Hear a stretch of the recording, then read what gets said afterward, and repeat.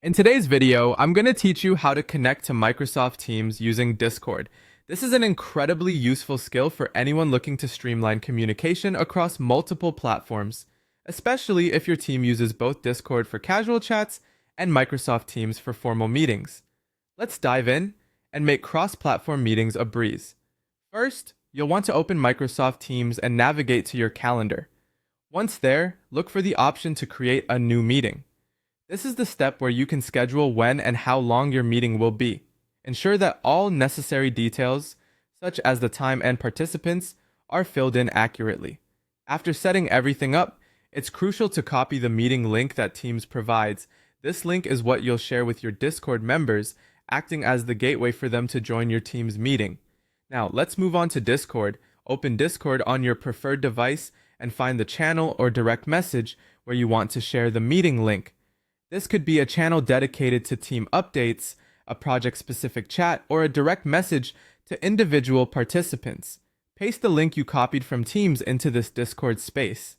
What's great about this step is the simplicity.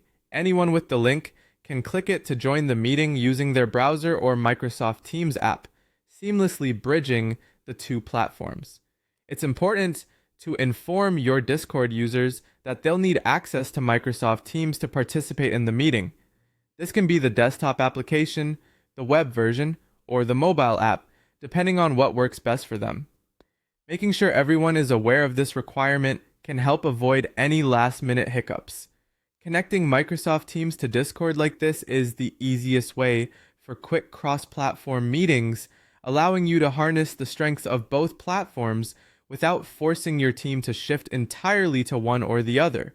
It encourages participation from those who might be more active on Discord, while still maintaining the professional environment that Teams offers. With these steps, you should be well equipped to facilitate meetings that leverage the strengths of both Discord and Microsoft Teams effortlessly.